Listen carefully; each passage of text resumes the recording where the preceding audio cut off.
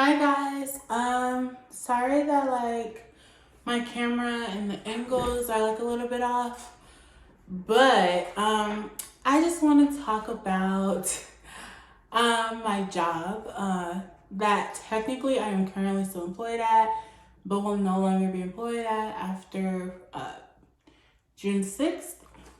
So we're going to start with the top 8 things that I wish I knew before both working.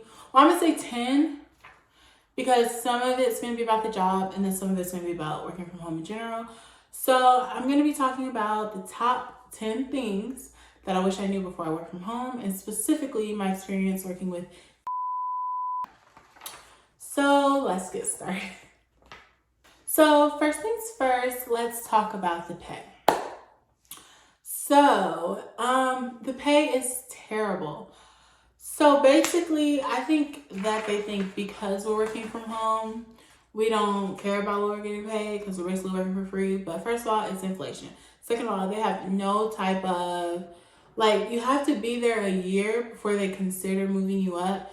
And there's many people who have been there a year and haven't gotten moved up. Like people who are still on year 2, they're still working in the beginning phases. And then on top of that, when you get moved up, you get $3, I think, maybe. But first of all, so the pay is at $12.10. And if you're looking at my nails, they're not dirty. I was doing home renovations, and this is grout. So I did the grout renewal. So yeah. So anyways, so first of all, starts at $12.10, which means if you get a pay raise, you're gonna be making about $15. And there are SMEs, which are people who are supposed to help the agents, which is what you start at $12. And then there are leads. The leads are only making $17. So the highest basically that you can go up to is 17, which probably doesn't sound bad if you're in a southern state, but with inflation and everything, it's not enough money. Okay, especially not for a supervisor. Absolutely not. So pay, terrible. Moving up, terrible. So the first part of this video is gonna be for Capgemini, okay? So terrible, terrible, terrible, terrible. 0 out of 10 recommend. I actually asked oh, will we be getting pay raises? How does that work? And I was told, well, you have to be here a certain time. You have to meet these things, da da da. Right after I asked that, guys, it was literally people attacking me. I can't even get into that right now. That's a whole nother video. But anyways, so yes, the pay is not worth it, especially everything you have to do. Which leads me to my next point. The workload is ridiculous. And it's not even oh, this is supposed to be a work from home job. I'm supposed to be able to do whatever I want to do. It's not that at all. It's when you're in training, the training lasts for 4 weeks. So you have a 4-week training period. After you train, you're on the floor, which is included in that 4 weeks, which they call on-the-job training, OJT. So you're on the floor training, and everything you learn from training, act like it doesn't exist. Because once you get on the floor, it doesn't exist, because basically they train you for the job that you're supposed to do, and then you're doing everything besides that job. Now, perhaps training has added a few more strategies, whatever, because I obviously have been working here for almost a year, but I literally couldn't even do a year. Literally hating my life every day. So, yeah, so basically the job that you're getting paid for and trained for maybe is worth $12 an hour. But once you're doing the job, no, it's not. It's a lot. You have to call. Now, you don't get inbound calls, which I feel is a good thing, but very much giving legal slavery. And I only say that not literally, they're not saying mean things to your face, but they're definitely overworking you for what you're getting paid, and you'll get in trouble and you don't learn it in training. So now you're confused and you're why am I getting taught to right now? This is what I was taught in training. Then Okay, it's just a lot. Okay, so we already covered pay, we already covered training.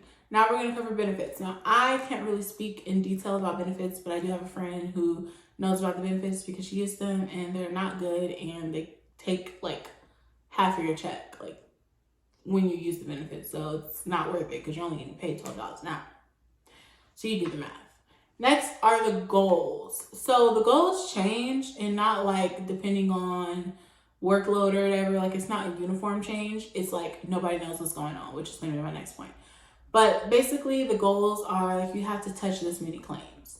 But because of all of the extra work you're doing that you don't get trained on, you're basically never going to meet that quota unless like you're either half doing your claims, or you're a vet and you maybe aren't doing your, just basically you're not doing your job, because you got to make the calls, you got to check the source, like you have to do all this stuff. There's no way. So another one, okay, what was it? Nobody knows what's going on, right? So this is going to also tag into benefits, and also going to tag into like the time, personal time, time off, lunches, and things like that. Basically, when you're working, so they say, oh, observes all holidays. Mind you, I was working for like, I don't know what I'm supposed to say. I don't even know if I'm supposed to be saying the company name. Like, can I get sued? Everything in this video is alleged. Okay, so anyways, it's there. Okay, so so basically I work for Capgemini, but I'm contracted through a pharmaceutical company that is very popular. Okay, because I'm not trying to get sued. I can't afford it on this pay. So anyways, so this pharmaceutical company don't believe in holidays. Depending on if you're going to work for this company, that I'm the main company, and then the company you're contracted over, they don't believe in holidays. So the company that I work for basically agrees, like in the contract, we work for whatever they believe that they should be working for. So for example, what holidays do we get off? Christmas and Thanksgiving. Do we get like 3 days, 4 days if it falls on the weekend? No, if it falls on the weekend, you're working every day you're working. What else? Oh, the main thing that they don't tell you, because in training they're like, oh, Monday through Friday. Once you get out of training, they're like, yeah, your schedule's gonna be switched to Saturday. So just a fair warning. After that, basically, yeah, so you only get actual holidays. You don't even get Easter off. I didn't get Easter off. So you literally work all year, no holidays, no Martin Luther King Day, no Juneteenth. I don't even get 4th of July off, but I wouldn't know. But you don't get any holidays. You get the big one. So of course Thanksgiving and Christmas, but if it doesn't fall on a weekday, or if it falls on like a Friday or a Monday, you don't get that 4-day or that 3-day. Like, no. And yeah. So it's actually like very terrible. And if you're, so they have something called full term and fixed term. If you're full term, whatever holidays that we should be off on, but we're not, you're going to get double pay. If you're fixed term, you won't. And if you're a contract, subcon, whatever, you won't. So basically only full-time employees are going to get those extra benefits, which roll over to overtime. Overtime pay, obviously, is time and a half. So I'm speaking to the people who are new, agents. Okay. So for overtime pay, if you can ever get it, you know, it's whatever you work, because obviously you're getting paid little. So your time and a half is going to be what you should be getting paid as normal. Do with that information as you please. But you barely qualify for overtime. If you actually do qualify for overtime, they won't give it to you. If there's like some type of listing program, some type of something that they have, you're not going to get it. And also, disclaimer, I'm looking at myself, but I'm also looking in the camera, so it looks like I'm looking at two different people. But I'm trying to look at the camera, but I'm trying to also look at myself, see what I look like. So anyways, yes. So you're going to basically, I don't even remember what I was talking about. Along with the pay, the holiday, etc., I had to piece that together myself by looking at my schedule and saying that I'm working every single day, even though 3 major holidays are coming up and I've worked like 4 so far. So basically, nobody ever knows what's going on. Like even the supervisors, supervisors, you'll be like, are we getting paid for this day? They'll be like, oh, I don't know, I have to check. But nobody knows. You hear yes, you hear no, you hear maybe, you hear I don't know from everybody that's supposed to be in charge of up above. Then you hear, you ask, do we work this holiday? Oh, we don't know. You don't know until the day of, and now you're clocking in anyways because you don't know if you're supposed to be off. You don't come into work because you assume you're going to be off because everybody in the whole world is off.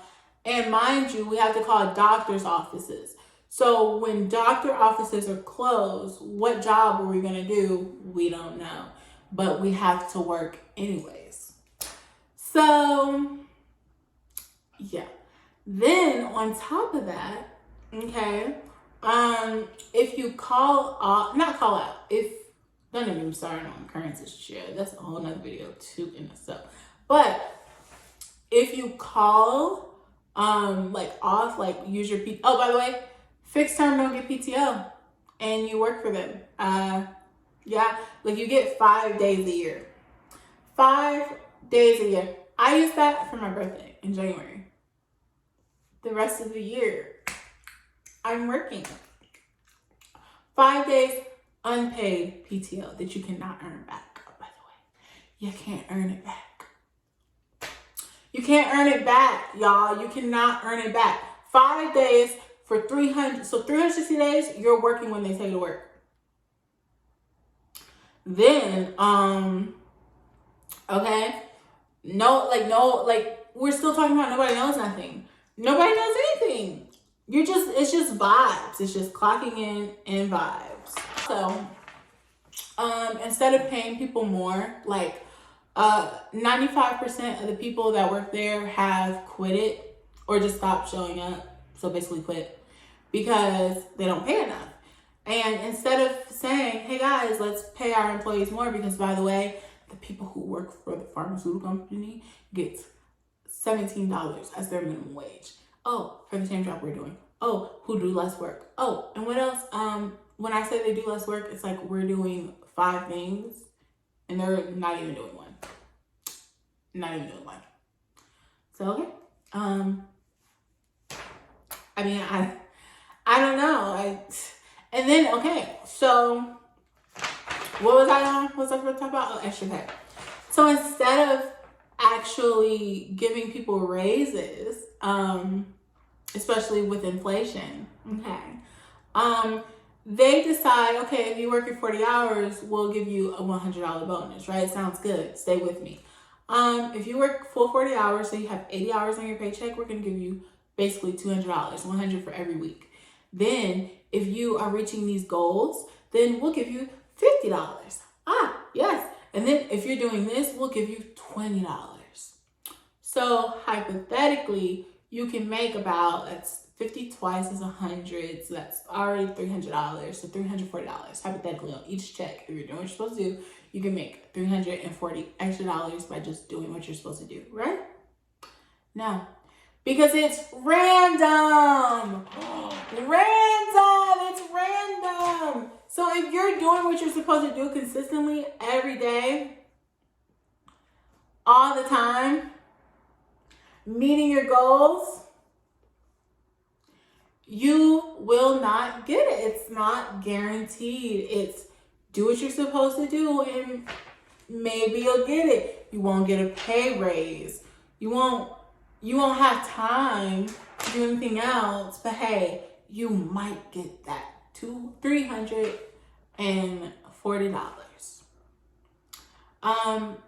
Constantly meeting goals. I received it maybe twice. Maybe. And when I got it, don't get me wrong, it was good. But it's like, if you're going to offer this incentive and you're not increasing people's pay, give it to the people who qualify for it. So lunches and breaks. So I have had 3 different leads since I've worked at the job. So I can say that the lunches and breaks might be the only thing that's like considerably okay. And even then, it's like just a tad bit flawed. But basically, you get 2 breaks, 1 lunch. So your break is 15 minutes, then you have a lunch, then you have a break. After 2 hours is when each break happens. So you work from 7 to 8. Your break will be around 8:45 to 9 o'clock, maybe 9:30. It depends. Then you'll have lunch at around 10 to 11. These are when mine were. I don't know if like people are out here having lunches at 12 or whatever, but these are when mine were. So like 10:45, maybe to 11. Everyone's 30 minutes. I'm just saying, like, depending on when it starts, because they schedule your lunches and you're not allowed to change them. They tell you when to go to lunch. So yeah. So 10 to 11, and then your last break is going to be around like 1 to 1:30, 1:15, 1:30, whatever, is when these are starting numbers. So if you move your lunches, like let's say you're starting work at 7 and you don't need a break, like you're getting in the grind, you're doing good, like you don't start to feel like famished or thirsty or have to use the bathroom until maybe like 10 o'clock. So you move your break to 10 o'clock. You will be getting in trouble. It will be a coaching. A coaching is like their way of saying like you're in trouble. Okay? And they're going to call you on that little Teams chat. Okay. Follow along. So then, okay. So you're not allowed to move your lunches. 15 minutes is enough time to like use the bathroom, maybe. I mean, it's like, yeah, we work from home and you get 3 breaks, so it sounds good, but it's like, no, not at all. I was told that because breaks are paid and lunches are not, that you can either not take your break or you can combine them, but it's unclear because depending on who your supervisor is, who your lead is, which you can only hope for the best, it's someone you like, no, like they're not gonna, you're gonna get in trouble. You cannot move your breaks together to form a 30 minutes. You cannot move your breaks to your lunches to form a 1 hour. It is 15 minutes, you work another 2 hours, 30 minutes, you work another 2 hours, and then you have 2 hours. So it's a start of 2 hours, then a break, then 2 hours, and then a lunch, and then 2 hours. And like, again, I know that doesn't sound bad, but it's like when they schedule it for you and you have to follow that schedule, you can't move, you can't change it. It gets like a little bit hectic, but that's the only one that I'm like, if you're picky, you can complain about it, but if you're not picky, then it doesn't really matter. Like,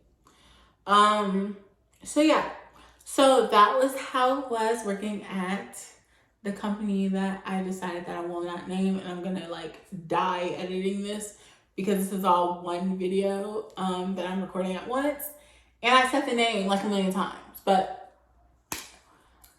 I'm probably gonna say the name of the title, honestly, but nonetheless,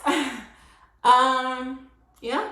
So again, everything in this video is alleged. So now we're gonna talk about what I wish I knew before I work from home. So working from home is ideal, right? You can wear a t-shirt, no underwear, or you can wear jammies all day, whatever. But unfortunately for me, which this is not the case for everyone, your home starts to feel like a bowl of anxiety. So at my current job, it's like you can't stay still in your system for like longer than 3 minutes. After 3 minutes, it'll track that you haven't moved, and anything over 60 minutes, which is an hour, 65 minutes. So they give you like a 5-minute grace period, and then the hour is your lunches and breaks, which you're probably not going to be by your computer.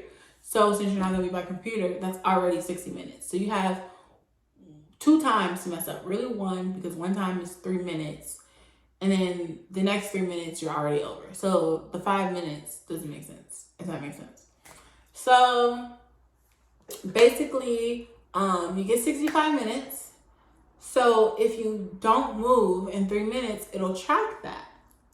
Well, I now have anxiety. So whenever I'm at home and I'm watching TV, and it's the weekend. I don't work on weekends. It's the weekend. Me and my husband are watching a movie together.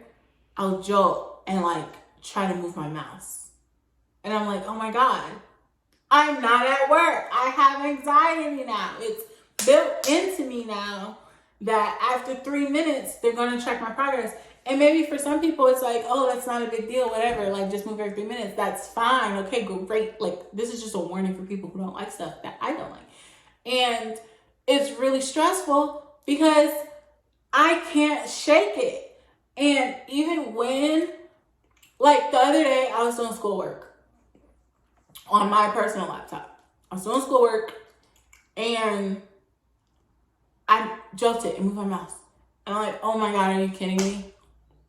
I shouldn't have anxiety like this. Like, I have like work PTSD at this point. Another thing I wish that I knew before working from home is that your house doesn't feel like an oasis really anymore. Now, personally, I did work at my office. I worked in we have 2 guest rooms, so one of them is the office.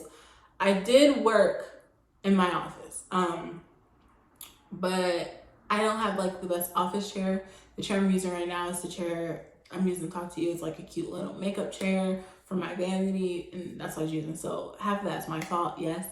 But it was so uncomfortable that I decided to move to a different location, a more comfortable location. Which would be like my living room.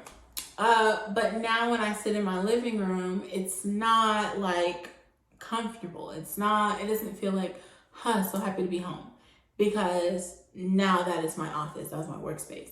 So now every time I sit there, my brain is now associated with, oh, I need to be working, I need to be doing this, like I'm stressed out. Or, oh, my brain goes to, oh, I'm gonna have to start working, and that's extremely, extremely stressful.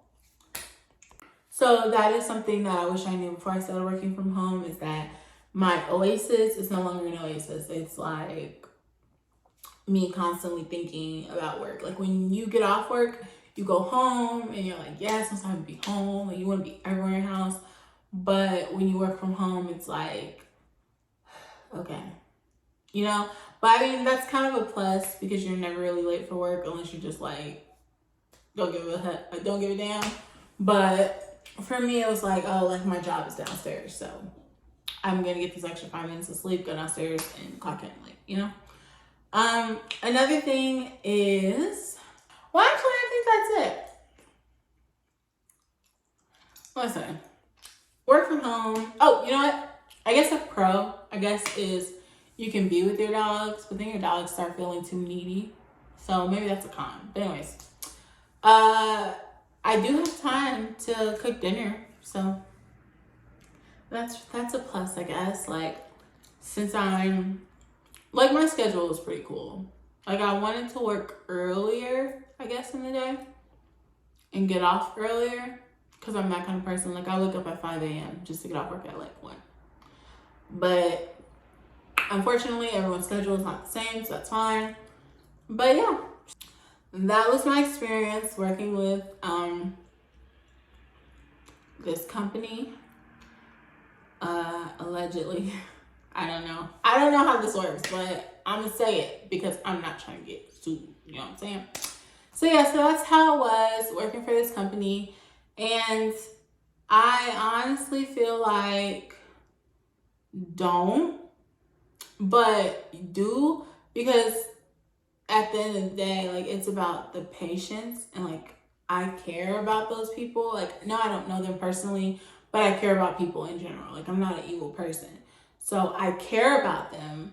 So I would say, if you don't mind, like maybe if you're like 18, you don't have a lot of responsibilities and you want a remote job and you don't mind like not getting paid higher. Like if your minimum wage in your state is like $7.25 and that's how you qualify for, I definitely say go to this job because like it's $12. So maybe that's good, like for people who don't have like a lot of responsibilities, a lot of bills. But if you have bills, like I own a house, I own pets, I own a car, like you're gonna need something more. So I would say if you think it sounds good, do it. And I'm not trying to like paint them in a negative light, because I met a lot of nice people there. I've met friends there. It's just don't do it if you don't have another option either. Like, do it if you're also in school and you don't mind that they aren't really eager to help you and work with you on the schedule. Like, you're okay with being on this set schedule and you can fit school in. Do it then. Because I literally had a supervisor tell me, maybe school's not in the cards for you right now. That had me shook. Like, I literally started crying. And y'all know that I'm really emotional, but I just feel like you shouldn't work anywhere that people are telling you the betterment of yourself is not in the cards right now. Because obviously that's not a place that you want to put yourself. You know what I'm saying? So if this doesn't sound too terrible, if it sounds normal, like you're used to remote jobs and they're usually not the best, then I would say go for it. But if you have any reservations, if anything sounds like you're not okay with it, then don't, because it's going to amplify once you're in that environment. But yes, thank you guys so much for watching my video.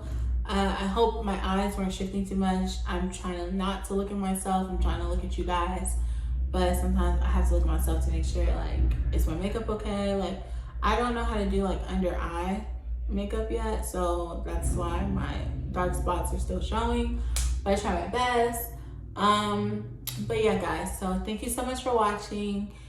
And hopefully you guys come back for more videos, more content. I want to do more sit-down videos. Definitely want to do more vlogs. I'm just not like the best at doing vlogs, but I definitely want to do more vlogs. I need to do more sit-down content, and Tipsy Talk is coming back. It's just that every time I get ready to do it, I'm not really a drinker. So whenever I get ready to do Tipsy Talk, I'm like, I don't feel like drinking tonight, or I don't feel like getting cute tonight to drink. You know, so because I'm not a drinker, Tipsy Talk does become a little stressful to do.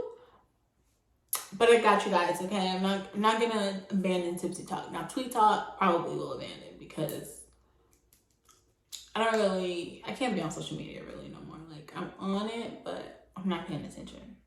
It's kind of like a post swipe up kind of thing. So anyways, guys, thank you so much for tuning in and for watching my video. I hope you guys enjoyed it. Make sure you like, comment, and subscribe to see more of my content. And hopefully this video is useful if you are looking for a career, or if you applied and one of the recruiters called you and you're like, is this okay? Now, if this is your only option, like if you're having, like, for me, I know I'm ending the video, but we moved to El Paso. I was struggling to get a job. This was the only job that called me.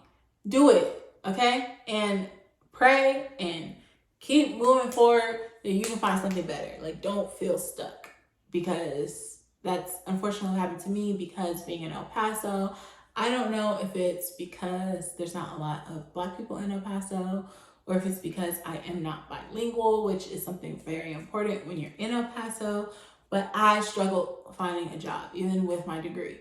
So please, please, please, guys, don't watch this video because you have an interview and be like, yeah, I'm not going to the interview. Like, if this is your only option right now, this is the only job, do the interview and just keep filling out job applications, okay? Because don't, like, let someone on YouTube tell you don't take a chance, and then now you're biased to taking that chance. So anyways, guys, thank you for watching.